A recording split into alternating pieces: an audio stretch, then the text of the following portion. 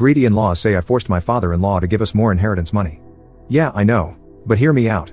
My wife and I have had a great relationship with her parents and Sil. A few weeks ago was my sister's birthday, so we did a barbecue. The two sides of the family don't mix. My sis has never met Sil, so it's not weird we didn't invite them.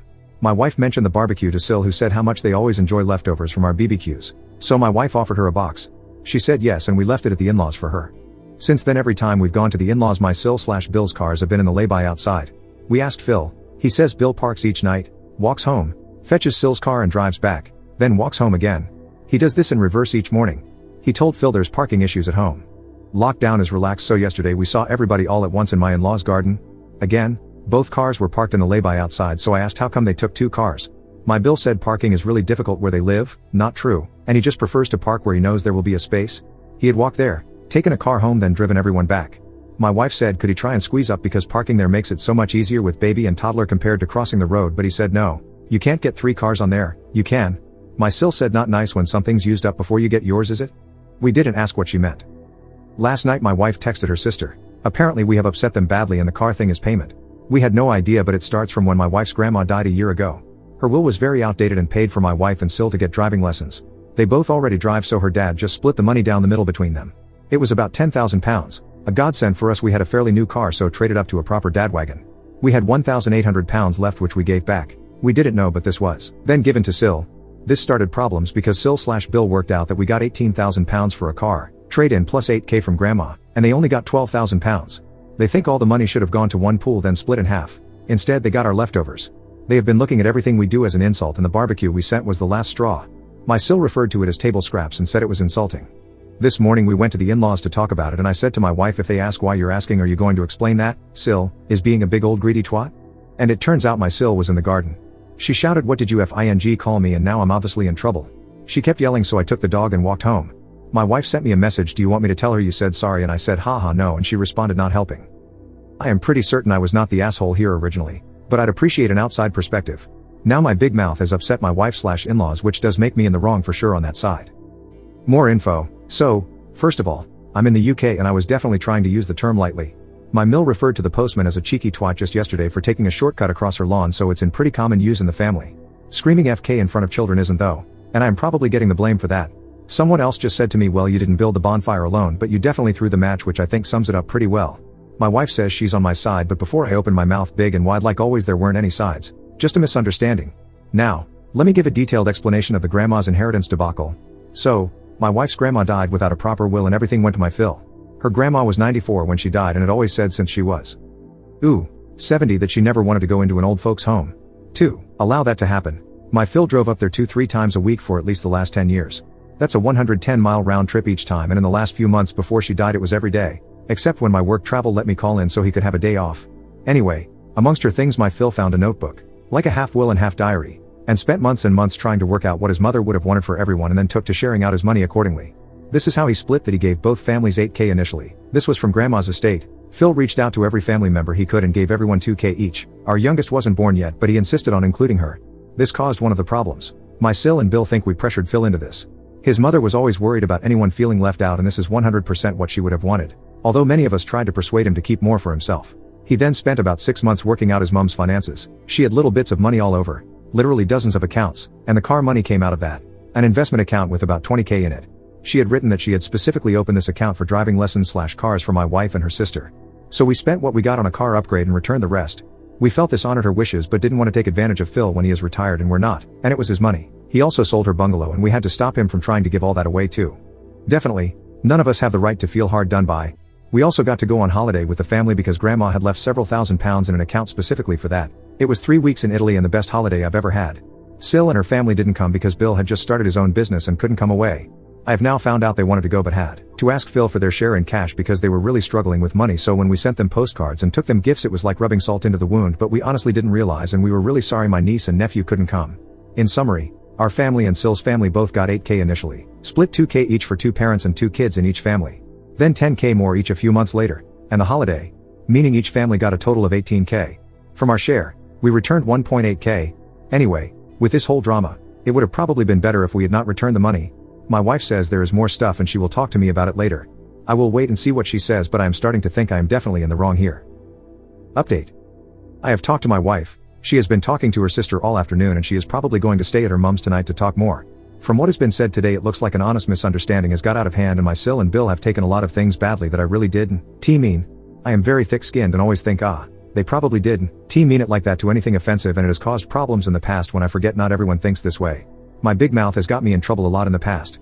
My Sil was uncomfortable raising this and Bill started parking the cars in that way so that my wife would notice and they could talk it through. Unfortunately, we have not really paid attention and they thought we were deliberately refusing to mention it. I have listed some things below that my wife has talked about today and I 100% see where everyone is coming from, but I genuinely didn't know most of this was going on and didn't mean to upset anyone. My Phil included our unborn daughter in the inheritance from his mum. Sil and Bill are convinced I pressured him into this. When she was born he gave her a check for £1,000. He has done this for all his grandkids, and I said something like, wow, the richest baby in all the land. And they both took this badly, like I had won the argument and was gloating. They have it in their heads that I think I am entitled to inheritance because I used to visit their grandma, but it was only because my work took me close and their dad was driving over 100 miles every day to look after her. Phil had settled this, but when I said that, it just confirmed their suspicions.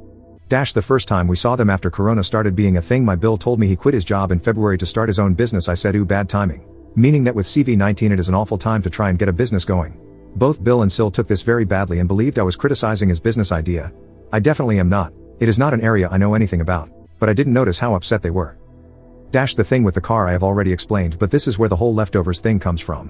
When her dad gave them the extra money he said it was our leftovers as a joke. I never used this phrase and I did not know he had given this money to them. She told my wife that they have to have 2 cars and could not afford what we got, a Kia Sportage, and when I took it round to show them I was really rubbing it in her husband's face. This I feel really awful about because I did ring him on my way home and I did want to show off. I have never had a car that knew before. I genuinely didn't know they had money problems.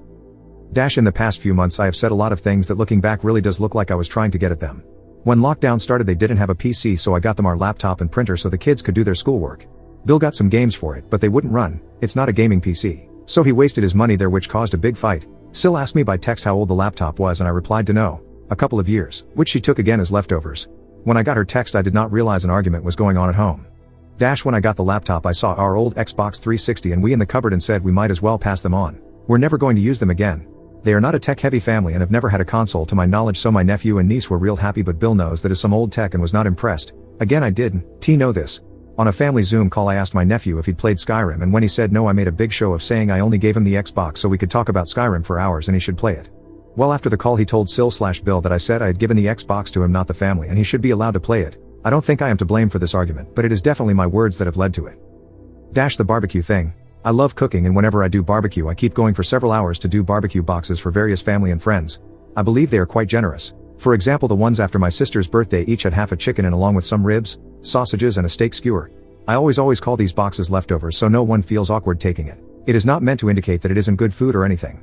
When I took them to my in-laws no one was in and the boxes were not the same, no spicy coatings for Mill. So I wrote, Sil's lovely leftovers in marker pen on her box and put them both in the fridge. After the thing with the car, the laptop, the Xbox and everything, it really looked like I was just trying to rub it in that we have more money than them and make her as angry as possible. So yeah, I have not been trying to upset anyone, but with my big mouth, I can see from their point of view I am 100% the asshole. Each individual thing I can kind of explain, but when you take it all together it's pretty awful. I know people are saying I'm not at fault and I appreciate that. It is helping me feel better about things. But Sil/Bill have been arguing a lot over the last few months and every single argument they can trace back to something I've said or done which kicked it off in one way or another. A lot of the time they thought I knew about an argument they had. Or like the money thing with my Phil, but I honestly didn't know and didn't realize my comments were upsetting them. I didn't mean to starts to wear thin when you hear the 10th different way you caused a screaming match. I can remember my own granddad saying to me after I dropped something on his head, just because it was an accident doesn't mean it didn't hurt, and I need to respect that I have caused a lot of pain that hurts just the same regardless of how it was meant at the time. And BTW. My wife didn't even mention the name calling from this morning when she came home. Mill got scammed out of $70,000 by a fake doctor, tried to sell her house worth $500,000. And when we confronted her she put a curse on us and believes her online lover is real.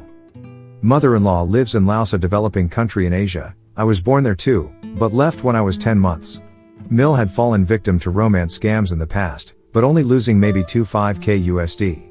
We knew she had in the past 6 months fallen for another romance scam, but didn't think it was serious. My wife has in the past 4 years completely renovated her mother's house, new backyard, new additions to the house, even left her still relatively new car for her mother. My wife also sends her mom about $700 a month for expenses, the same amount she sends to her father, and he says it's more than enough. Mill is not cash rich, but has access to properties. We would then hear things like how Mill is very frugal, lives like a destitute person. Mill would constantly be asking my wife for advances in her allowance. Then we would hear from others that Mill told people that we had never sent her any money at all, not even $1, in an attempt to convince that person to lend her money. Then we start getting calls from village elders and family members that Mill is trying to pawn properties for loans, some successfully. She has no intentions of paying these loans. For the papers we could get, they take the property after 6 months of backed payments. Mill thinks she will be living in the US by the time the loans are due, and her great lover will pay off the loans. She's been able to pawn things that aren't even in her name. She has pawned in the past month, jewelry $10K, 4-acre plot $12K, real value $50K, scooters, $1K, rental advance from a business property she owns 1/6 of $20K, my wife's car $3K, real value $15K. The roughly $50K she received from the loans, she's already given away to the scammers. She has also attempted to sell, but were stopped by officials, another 4-acre plot $18K, real value $100K, her own house in the capital, right in the central business district $100K, real value $500K, her 1/6 plot for family business property $50K, real value $250K. My wife's family is not used to confrontations. I think it's actually a cultural thing. So despite everyone knowing what needs to be done, no one is leading. So I guess I am. In 3 weeks, we will be landing in Laos. I will lead an intervention, around 10 people, victim impact statements, etc. I got my sister-in-law, and Mill ex-husband to talk to the officials to make sure the second farm plot, own house and family business cannot be sold, as the village officials have to sign off on it. We will pay off the car loan, and then sell the car. We cannot get back the plot of land, without Mill helping, as she has the loan papers, and these loan people are shysters, so unless Mill is convinced she has been scammed, that plot is gone. If Mill comes to her senses, we will use the car money, and put in our money funds to buy back the land. We stopped sending Mill money last month, we pay her utility bills directly, and pay sister-in-law to buy groceries to put in her fridge.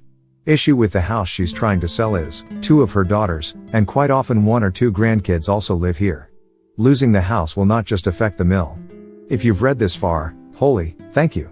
I need help with this intervention. I've never even done one before and need some guidance. We plan on taking her smartphone and replacing with one of those brick Nokias. I am expecting the intervention to last 5 to 6 hours, also thinking of not letting her leave the house even for days or weeks until she gets it. If she doesn't wake up and realize what's happening and pawns the house she lives in, we will not help. I will not put up 130K for this batshit crazy lady and risk my own family's financial future. So this intervention, as serious as it may get, has to work or we will be cutting Mill completely from our life. I guess what I am asking is, for those who have successfully got then family members to realize they were scammed, what did it? How were you successful? How was the process like for someone this deep in? Edit, my wife just approached me with a solution that her sister looked into. I think we're going to check Mill into a mental health addiction clinic. A hospital referred us to them. We have spoken with police who will take her to the clinic. Curious what people here think of this solution. Update 1, March 29, 2025. I never thought there'd be a part 2, because I didn't think there would be a point, but here goes. So the first few days we arrive in Laos, my mother-in-law is nowhere to be seen. On day 3 we get one of her friends to ask her to meet up casually. She says she can't, she's in another city for a funeral of her friend. We then figure she's hiding out in her country farmhouse an hour away. So now it's harder to get a lot of people in my planned intervention. Still, 6 people pack a van. Her brothers, her daughters, including my wife, and me. We head out. We park and one of her daughters approaches the farmhouse. She calls out her mom, and her mom answers and tells us to go away. We surround the farmhouse and everything is locked. We keep telling her that we just want to talk, but we'll break down the doors if she doesn't unlock the doors. Mill refuses to answer. There are 2 doors inside, one is boarded up and impossible to get through, the other we use a crowbar to wedge open the door. We get through the lock, but this woman has also used coat hangers wrapped around the doorknob attached to something to keep us out. So now we spend 10 minutes getting through that. We go through the house, and she's locked in the bedroom. So now we start to crowbar this door. As we do so, she's screaming that we're coming to kill her. Great. We get in, and she's an absolute mess, hair all over the place, just general unkempt. Her older brother tries to talk to her, really calm. Like good guy, being nice, calm. He gets a punch from her. She's also a heavy-set woman, probably hurt a little, even if she's elderly. So I sit down, and I totally think I got this. Right? I've seen some screenshots of her phone that people have managed to take and was able to piece the possible story. So I lay it out to her, common enough romance scam. Scammer sends her something, gets stuck at customs, she sends money, but it's still stuck. Then story escalates to scammer coming to visit her, then is arrested and needs bail. Now it's her fault, and she needs to send money to bail him out. It's okay though, when he's out, he will pay whatever cost she incurred, and they'll fly away to another country and live happily ever after. I spend 3 hours over logic and reason, like why can't this guy call him embassy if he's stuck? She doesn't say a word, but does look at me when I talk. Finally at hour 5, as everyone is tired and giving up, I give her a hug, and she absolutely breaks. She starts crying, telling us she believes us. Everyone hugs each other, which does not happen in this country. People are crying. I am like, yeah, I got this. She wants to spend another night at the farm though, I get that, she's lost someone. This lover that no longer exists and who never loved her. Needs to grieve. I ask for her phone, but she doesn't want to give it that night, she will give it tomorrow, but promises to not contact the scammers. Everyone leaves in good spirits. People seem happy and dinner is had. Next day, mother-in-law returns. I see her for maybe 5 minutes, everyone seems good. I decide to go the route of starting on the family recover part, then a few days later go for the financial part. We are staying in a hotel, not with my mill. So next day, small family dinner is had, people are happy to have their mother back. 2 days later, bigger family dinner, Mill seems happy, she agrees to talk about the financial part the next day. This whole time, I did not get that phone back from her, I was so focused on getting the family part back. Mistake. At the table sit myself, Mill and her daughters. I start with a simple "You do still believe us and not this scammer Kevin, right?" She replies with "I don't know what you're talking about. There was never a Kevin." So yep, she's still talking to the scammer. Now everyone is pissed. One of her daughters throws photocopied text conversations between her and the scammer while yelling at her mom. Oh yes, that Kevin. I can't believe this shit is happening. I try to keep everyone calm, but everyone is upset. What's crazy is that she seems to realize it's a scam, but at the same time still believes the scammer. We ask for property titles, so she can't pawn or sell things and we can recover some things, but she only gives us partial actual documents, or photocopies. Everyone is more pissed. She keeps denying having any loan papers, that the loan sharks kept them all. We don't believe it. She takes out her phone and starts to go through it to find one of her loan contacts. My wife decides this is it, and lunges at her mother for the phone. My wife may be slim, but she's active at the gym, and I naturally have to go at it too. So now 3 people wrestling over the phone, which we do manage to take. My wife quickly goes over conversations from the scammer and loan sharks. My wife reads aloud the messages, and confirms that it was the same scam story that we thought. At this point, everyone seems calm. Mother-in-law seems resigned to the fact that we now have her phone and going through it. The rest of the family is bewildered at how obviously fake the lies and images that the scammer sent to her were though, but no one is yelling at her. The scammer is apparently an American, head of medicine at some Boston hospital. Of course. Why wouldn't a 40-something head of medicine want my elderly nearly obese Mill? At one point, my wife sees that my Mill asks the scammer why he didn't go to the embassy for help. Scammer said that there were no embassy from his county where he was being held. We question the Mill, but she's not really talking much, but finally says he's in Germany. Everyone is still calm though. I show my Mill that there is an US embassy in Germany, a half-dozen consulates, dozens of offices. She replied that she's going to have to let Kevin know about these options that he didn't about. She still believes this dude. I show her that the plane tickets they sent to show he had a jet-set life didn't exist. The images were so ridiculously fake that anyone could Google and see why. A non-stop ticket from Kazakhstan to Tennessee on UA 134, everyone is still trying to convince her and calm though. My wife scrolls to the loan sharks. Financially, we are mostly where we think we are. Except she has managed to pawn the country farmhouse. We didn't think she could because her ex-husband is on the title, and he did not agree to that. People are furious, and I am tired of holding them back. They verbally lay it on her. We put down on paper what the debt is, and I don't think she flinched. We did when we totaled it. $70K for properties and items worth $350K. We try for 2 hours to talk sense into her, but she's still fully committed to believing the scammers. There is just one property left not pawned. The one in the we're currently in, the one that only has her name, but is actually her ex-husband's childhood house. Everyone leaves frustrated. My wife and I tell her that she would never see us again. She asks for her phone back. Our reply wasn't very nice. My wife worries her mother is going to commit suicide. She doesn't. Next day, We meet up with the father-in-law, whom I always thought was a stand-up guy. Everyone thought he would be upset, but he was just disappointed. He goes on to explain that he removed his name from the house title in the capital because he didn't want his children or grandchildren to think he would try to kick them out in any way, as his ex-wife had said it was something he would do. He was in tears, and said he just wanted good things for his family. We agree to meet up again the next day to start a plan to get the police to arrest Mill for selling the farm property that Phil did have his name on the title. Wife goes through the phone and we get an even clearer picture. Turns out those loan shysters weren't nearly actually as bad as we thought, even the one that accepted a property as collateral knowing the Phil wasn't involved. There were two main loaners, each loan to them started typical enough for the two properties, but then Mill started asking to see if they would take a loan for the house in the capital. Both said no, stated that they didn't want any of the properties, they just wanted the interest from the loans. They started questioning if she was being scammed, telling her to talk to her family. She kept telling them she was fine. They kept insisting she gets her family involved. She said her family was why she didn't have anything and needed the loans. We called the loan people, they seem amicable, and actually concerned for Mill. One only wanted the principal back, the other seem willing to accept the principal and a month's interest instead of everything that's accrued. My wife asks me if I remember the jewelry gifts we got for our wedding. I replied that I didn't until she mentioned it now. Good, then you won't miss them. Next day, my wife plans to pay the loan to get her car back. There's already a buyer. The sale of the car, and the jewelry is enough to cover not everything, but at least the two farm properties. I guess I shouldn't be annoyed at losing the jewelry, definitely annoyed at Mill though. Sure enough, midday, we get a text message from the scammer on my Mill's phone, which we have, asking why he's getting texts from another number claiming to be my Mill, and that is the new number to call. We throw a few curveballs at the scammer, but yep. Mill had a backup phone, which explains why she wasn't wrestling us back for the phone, and is re-talking to the scammers. Yay! 2 hours after this, my sister-in-law puts her phone up to show me and my wife a live scene from the security cameras at the house.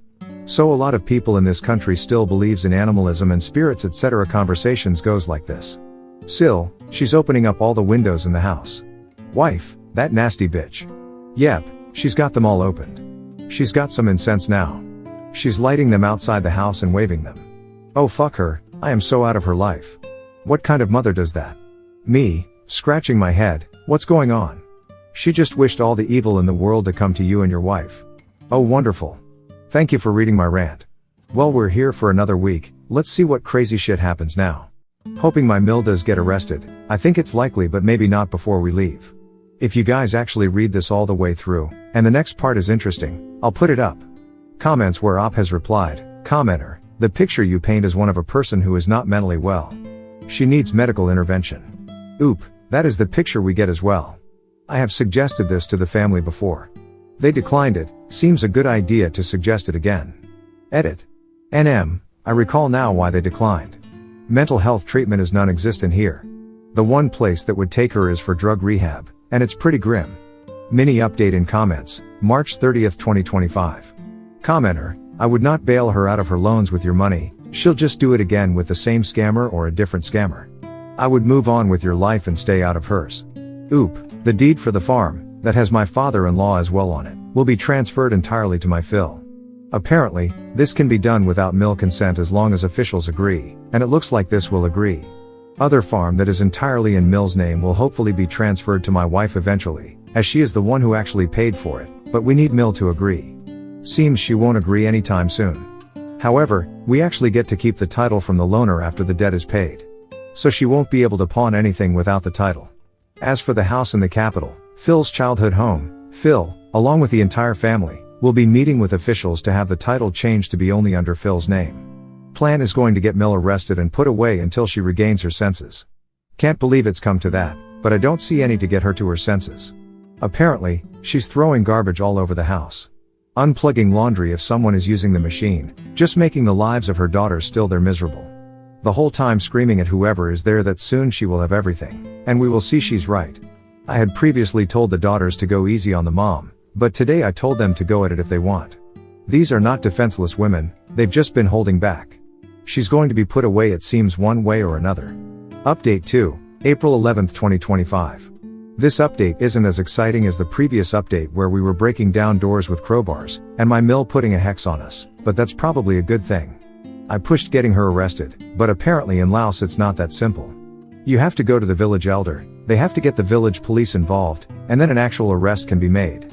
I am not sure if it really was this complicated, or if the family just didn't have the appetite for it. Of all the things she had pawned, we were interested in resolving 4 items that were pawned or suspected to be. My wife's car, 2 farm plots and the house in the capital. We paid $3,000 to get the car back, which included the loan and interest. We then sold the car. My wife also sold the wedding jewelry we received many years ago. This together with the proceeds of the car was enough for us to pay back the loan and interest for the 2 farm plots. The papers were all signed in front of village officials.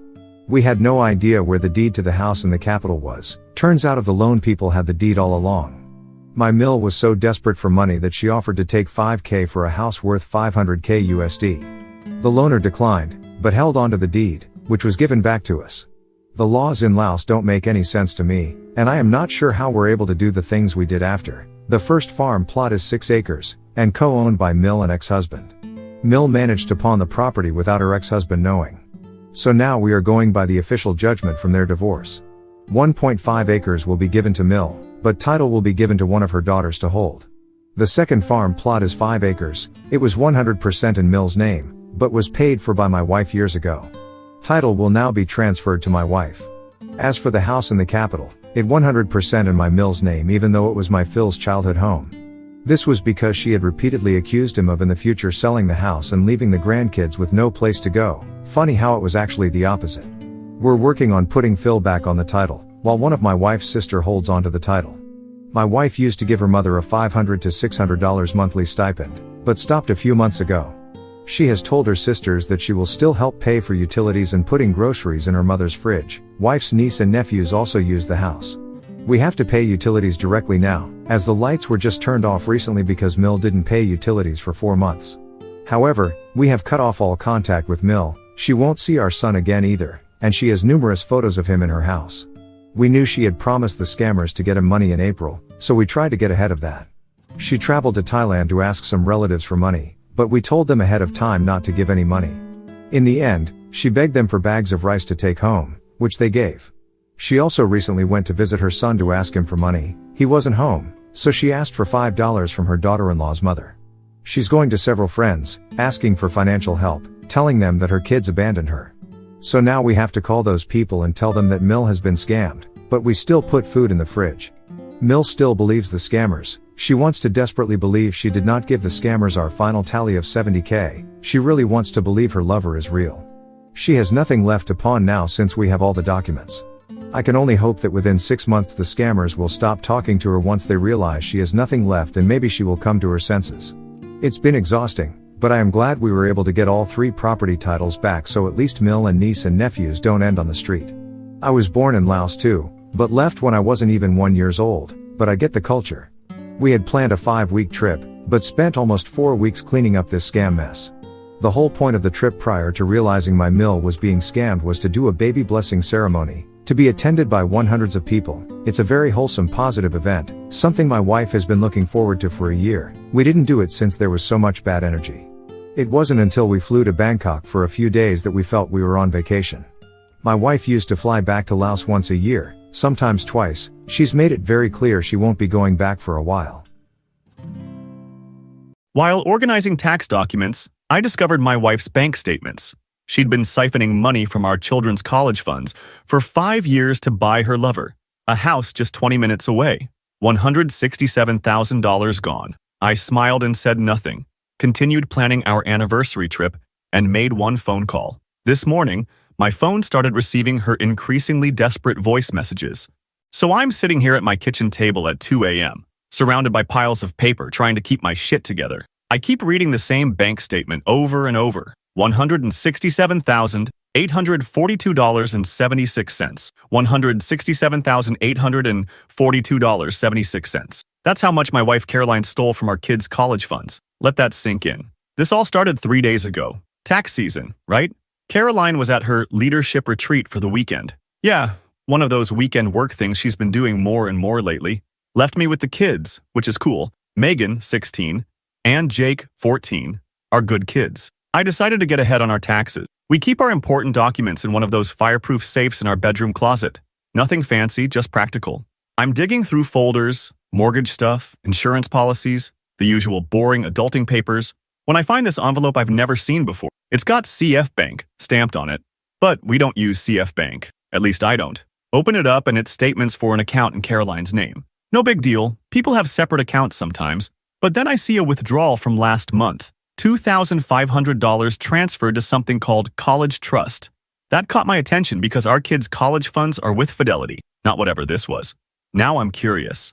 I dig deeper, find more envelopes, more statements. Going back 5 years, same pattern. Money going into this account and then chunks getting pulled out to this college trust. But our kids' actual college accounts haven't seen deposits from Caroline. I checked the Fidelity app on my phone just to be sure. Nope. Only my contributions show up. That's when I started making a spreadsheet. Call me a nerd, but I tracked every transaction. First withdrawal, January 2020. Last one, 2 weeks ago. Total, $167,842.76. Our kid's future, gone. Had to step away from the computer. Went outside, sat on the deck. We're not rich. That money came from overtime shifts, side gigs, tax returns, birthday money from grandparents. Years of saying no to things we wanted so our kids could have options we never had. I didn't confront her when she got home Sunday night. Something in me just froze. She came in all smiles, talking about team-building exercises and how her boss Lila was considering her for a promotion. I just nodded, asked normal questions. Meanwhile, my brain was doing the math on how many weekends she's been training over the past year. 13 fucking weekends. Monday morning, I called in sick. Never do that. Waited until she left for work, then started searching. Found her laptop password. It's Jake's birthday, FFS. She'd been searching Zillow for houses, had messenger convos with someone saved as Work L. Lots of heart emoji. Plans to meet at what they called Our Place. The GPS history on her car, thank you Toyota app, showed frequent trips to a neighborhood about 20 minutes away. Nice area. Not millionaire nice, but definitely better than ours. So Tuesday, I followed her, told her I had a late meeting. Instead, I was parked down the street watching her pull into the driveway of a gray two-store with black shutters. Nice landscape. She used a key and walked right in like she owned the place. I waited. 2 hours later, some dude comes home. Tall guy, designer glasses, driving a Lexus. Harold. I recognized him from Caroline's Instagram. He was in a group photo from her office holiday party last year. He's got his arm around her waist. They kiss in the doorway before going inside. So I did what any rational person would do. I looked up the property records online. House was purchased 3 years ago. Owner, Harold Matheson and Caroline Matheson. My wife bought a house with another man using our children's college money. I sat in my car thinking about the 17 years we've been married. The pregnancy scares, job losses. That time Jake broke his arm and we were drowning in medical bills. All the times we sat at our kitchen table moving numbers around, trying to squeeze blood from a stone. And all that time she was building a life with someone else using money meant for our kids. You ever feel like your blood is actually boiling? Like physically hot under your skin? That's what happened. But then something weird clicked in me, a calm I've never felt before. Crystal fucking clarity. I drove home, poured myself a whiskey, and started making plans. Wednesday morning, I transferred my next paycheck to the kids' accounts, made a call to my buddy Sam who works at Caroline's office, asked some casual questions, found out Caroline and Harold have been a thing for years. Everyone knows. Everyone but me. Then, I did the most important thing. I messaged Caroline that we should do something special for our anniversary. Said I'd been saving up. She seemed surprised but happy. Sent back one of those heart eye emojis. I booked us a weekend at that fancy hotel downtown. The one with the rooftop pool that costs more per night than my first car. Made dinner reservations at that place where they cook in front of you and charge you extra for it. Started talking about it at dinner last night. Watching her face as I described the suite I reserved. She tried to seem excited, but I caught it. That flicker of panic in her eyes, probably wondering how I could afford it when we're supposedly broke, or maybe wondering how she'll explain to Harold why she's unavailable that weekend. This morning I saw her checking her phone, texting rapidly before hiding the screen when I walked into the kitchen. She told me she's got another weekend training thing coming. I just smiled and asked if she wanted me to make her coffee before she left. She seemed relieved I didn't question it. After she left, I made one call, just one. Then I took the day off to work from home. Been sitting here organizing everything into folders, bank statements, property records, screenshots, GPS logs, everything neatly labeled and timestamped. Our anniversary is in 18 days. I've got a special gift planned. You better believe it's not what she's expecting. My phone just buzzed. It's an email confirmation for our hotel booking, non-refundable. I hit confirm and smiled. The kids will be at my sister's that weekend. Caroline doesn't know that part yet. She has no idea what's coming. Wait, my phone's ringing. It's Caroline. That's weird. She never calls during work hours. I'm letting it go to voicemail. I think the dominoes are already starting to fall. Update 1. Update to my previous post about finding out my wife stole $167,842.76 from our kids' college funds to buy a house with her side piece day 18 of watching Caroline text her lover while sitting across from me at dinner. $167,842.76 stolen from our children. Each day I tighten the noose a little more. That voicemail I mentioned last time? Caroline calling to check if I was feeling better, since I took the day off. I could hear the nerves in her voice. Later found out from Sam that Harold had called in sick too. Apparently my one phone call shook something loose already. About that call, I reached out to Edriel, Harold's wife. Yeah, plot twist. This dude is married too. Found her on Facebook connected to Harold's profile with one of those happy 10th anniversary to my best friend posts from last year. Sent her a vague message asking to talk about something important regarding Harold. We met at a Starbucks across town. Adriel's not what I expected. Thought she'd be some meek doormat, but she's sharp. Works in banking. When I laid out what I'd found so far, not everything, just enough, she didn't cry or freak out, just pulled out her phone, opened her banking app, and started checking things. Turns out Harold's been telling her they're broke despite him making good money. Classic two-timer move, playing both sides. I've built a Google sheet tracking every cent Caroline stole. Date, amount, where it came from, where it went, color-coded by year. 5 years of systematic theft. Added a column for the interest that money should have earned sitting in our kids' accounts. Current total, with lost interest, $198,457.32. You better believe I'm getting back every penny. Went to see Frank, my buddy who does financial advising. Asked hypothetical questions about what happens when one spouse steals from joint accounts or children's funds. Got some interesting answers about legal recourse, documentation needed, etc. Started moving my paychecks to a new account Caroline doesn't know about. Changed all my passwords. Set up 2FA on everything. The real goldmine was finding property records online. Caroline and Harold co-own that house. Her name is literally on the mortgage. They use $167K of our money as the down payment on a $450K house. Been making payments from their regular salaries for 3 years. That house has appreciated too. Zillow estimates it at $520K now. So my kid's stolen college fund is just sitting there in home equity while they're playing house? Adriel and I have compared notes 3 times now. We're both recording everything. She found sketchy withdrawals from their accounts too. Harold told her they were for home repairs and investments. Nope. Furniture and trips with my wife. Meanwhile, I've been turning up the psychological heat at home. Left a college brochure on the counter. Caroline got all quiet when she saw it. Asked Jake about his future plans at dinner. He wants to do engineering at State. Caroline started talking about community college being a smart financial choice. I just stared at her and said nothing for like 10 seconds. You should have seen her squirm. The kids know something's up. Megan asked if Mom and I were fighting. I just told her adults sometimes have complicated things to work through. Hate keeping them in the dark, but they don't need this stress during finals. Got a lawyer on standby. Not filing yet. Timing matters. But everything's prepped. The real chess move was recording Caroline's hours. She told me she's working late Tuesdays and Thursdays plus those weekend trainings. I've been tracking her location through our family sharing app. She's not at the office during those times. She's at the gray house with Harold. Called her office once during her late shift. Receptionist said she'd left hours ago. That's time card fraud on top of everything else. Last week I accidentally left my laptop open with a tab about penalties for embezzlement visible. Caroline saw it while bringing me coffee. Her hand was shaking so bad she spilled some. Asked what I was researching. Told her it was for a podcast I've been listening to. The look on her face, priceless. Anniversary trip is 9 days away now. Caroline tried to get out of it yesterday. Said maybe we should save the money instead. I told her it's all paid for, non-refundable. Reminded her we deserve to celebrate 17 years together. The irony made me want to puke, but I kept my game face on. Adriel found something big yesterday. Harold took out a HELOC against their primary home to help pay for the love nest with Caroline. That house is in both their names too, so he's leveraged to the hilt. If one house goes, they both might go. Financial house of cards. Been encouraging Caroline to use our credit card for anniversary prep. New dress, salon appointment, the works. She was hesitant at first, unusual for her since she normally loves spending. But I insisted. Told her I want her to feel special. Meanwhile, I've already frozen our joint accounts effective the day of our trip. The trap is almost set. Sam from Caroline's office has been feeding me intel. Apparently, Caroline and Harold have been sloppy lately, getting too comfortable. People have seen them together outside of work. Office gossip is heating up. Their boss, Lila, has noticed something's off with their time reporting. Caroline's been checking her phone constantly. Looks stressed. Yesterday, the dishwasher broke and flooded the kitchen floor. Normally, she'd freak out about the expense, but she barely reacted. Just stood there with this 1,000-yard stare while I mopped up. She's distracted, slipping.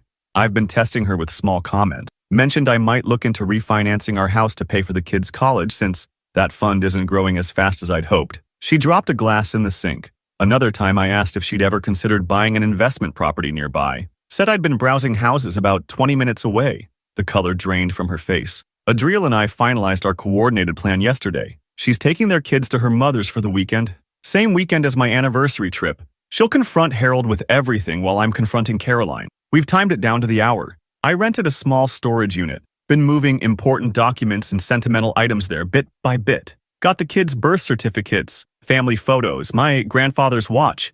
Things I couldn't bear to lose in the fallout. Tonight was interesting. Caroline actually initiated sex for the first time in months. Probably guilt, or maybe she's trying to throw me off the scent. I went along with it but felt nothing, just mechanical. Afterward, she tried to talk about our future. Asked if I ever think about retiring somewhere warm, planning a future she's been actively sabotaging. The audacity is breathtaking. $167,842.76 plus interest. Every penny coming back to my kids. Just packed my bag for the anniversary trip. Caroline's in the shower, humming some song like she doesn't have a care in the world. Her suitcase is on the bed, half-packed. Designer clothes she bought while stealing from our children. My phone buzzed. Text from Adriel. All set for next weekend. Harold has no idea. Caroline's phone is sitting on the nightstand. Unlocked. Notification just popped up. Text from Work L. Harold. Can't wait for our real anniversary next month. Love you more than anything. I took a screenshot and sent it to my email. One more piece of evidence for the file. 9 days until demolition. The foundation is already cracking. Final update to my saga about my wife stealing $167,842.76 from our kids' college funds for her secret life. First voicemail, 11:32 a.m. Saturday. Bryson, please call me back. I can explain everything. Harold is saying you contacted his bank. What have you done? Call me back now. Second voicemail, 12:17 p.m. The hotel says our credit cards are declined. All of them. Why can't I access our accounts? Where are you? Third voicemail, 1:45 p.m. Adriel just showed up here. She knows everything. She's threatening to take the house. Please, Bryson. This is getting out of control. There were 11 more messages after that, each more desperate than the last. Let's back up. The anniversary weekend started according to plan. Friday evening, I picked Caroline up from work. She seemed distracted, checking her phone constantly, probably texting Harold. Our bags were already in the trunk. The kids were at my sister's place for the weekend. Told them we deserved some alone time for our anniversary, if they only knew. Drove to that fancy hotel downtown. Valet parking, champagne at check-in, the works. Caroline kept trying to act excited, but her smile never reached her eyes. Kept glancing at her phone, then trying to hide it when she noticed me watching. Dinner reservation was at 7. This overpriced steakhouse where they wheel out raw meat and explain each cut like it's rocket science. Caroline barely touched her $65 filet. Kept checking her phone under the table. I asked if everything was okay. She said work was stressful. Right. Back in the hotel suite, I ordered more champagne. Premium stuff. $400 a bottle. Might as well spend my money before she could steal more of it. Caroline was getting visibly anxious, especially when I kept toasting to family and our future together. At exactly 9:30 p.m., I pulled out my laptop. Told her I had an anniversary gift to show her. Her face lit up for a second. Probably thought it was jewelry or vacation plans. Instead, I opened my spreadsheet, the one tracking every penny she stole, $167,842.76 plus $30,614.56 in lost interest. I still remember the exact moment she realized what she was looking at. The color drained from her face. She started with the standard denials. Must be some mistake. I don't know what you're talking about. What is this? I just kept scrolling through the entries. Date, amount, source, destination, all highlighted in different colors. 5 years of theft documented in excruciating detail. Then I pulled out the property record. Caroline and Harold Matheson, co-owners of 1472 Oak Ridge Lane, purchased 3 years ago with a down payment of exactly $165,000. Mortgage payments of $2,348 per month. She switched to bargaining, said she could explain, said Harold had pressured her, Said it was an investment for all of us. Said she was going to tell me eventually. Said she'd pay it all back. I played the recording of my conversation with Adriel, the one where we compared notes about their deception. Caroline's eyes went wide when she heard Harold's wife's voice. Didn't know we'd connected.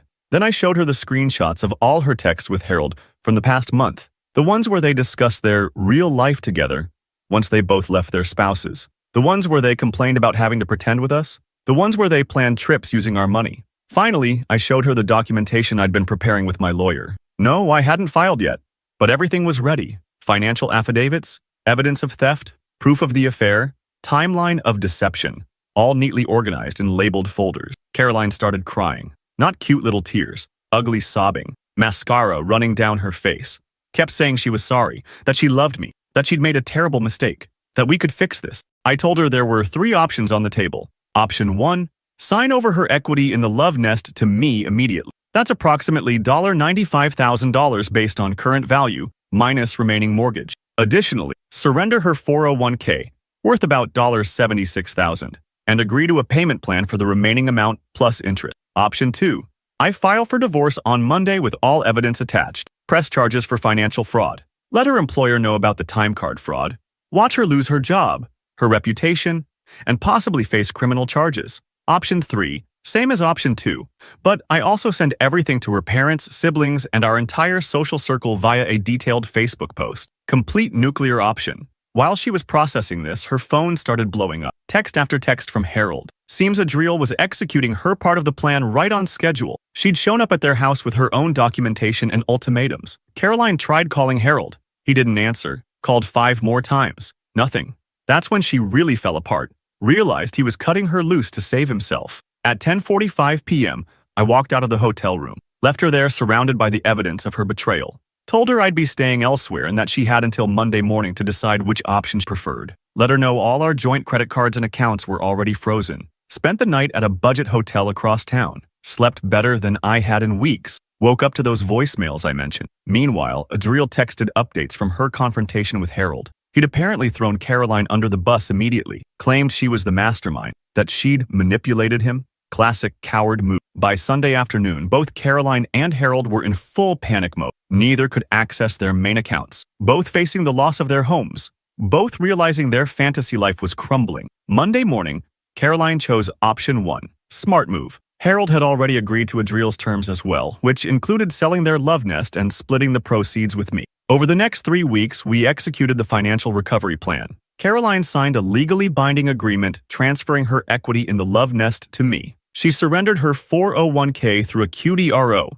Qualified Domestic Relations Order. We listed the house for sale, got multiple offers within days. Caroline moved in with her sister temporarily. I changed the locks on our family home. Caroline's name was removed from all our accounts. She signed a payment plan for the remaining balance, $27,242.76, payable at $500 per month for the next 5 years. The hardest part was telling the kids.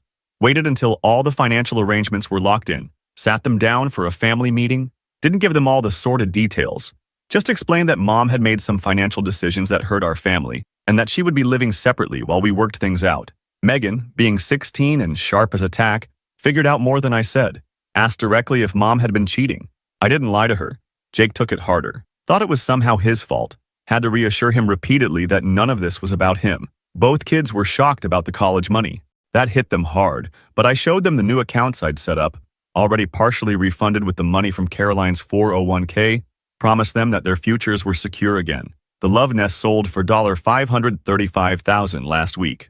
After paying off the mortgage, my share came to $97,352.41, transferred directly to the kids' new college accounts. Caroline's at a new job now, entry-level position, pays about half what she was making before. She's struggling to make ends meet, but making her monthly payments on time. Harold and Adriel are divorcing. He moved to an apartment across town. Lost his job too when Adriel reported the financial irregularities to his company. As for me, filed for divorce last month. Caroline didn't contest anything. Judge looked at the evidence and fast-tracked the process. Should be final in 60 days. Some nights I still wake up angry, thinking about those 5 years of lies. The family vacations we didn't take because we couldn't afford it, while she was funneling money to her secret life. The times I worked overtime to contribute to the kids' funds, not knowing she was emptying them behind my back. But most days, I focus on rebuilding. Fixed that leaky faucet in the upstairs bathroom that's been dripping for months. Painted the living room. Megan and I are looking at colleges online. Jake's grades are improving again. Caroline sees the kids every other weekend. Awkward exchanges in the driveway. She's lost weight. Looks tired. Sometimes I catch her staring at the house like she can't believe she threw it all away. Yesterday, I checked the college fund balances. $173,694.12 total. Still short of where we should be, but growing steadily. Every penny accounted for. Every transaction documented. The way it always should have been. Final tally of recovered funds so far. $173,694.12 out of the $198,457.32 owed with interest. Still got those monthly payments coming in for the next 5 years. You better believe I track each one. Sometimes karma needs a little help with the accounting.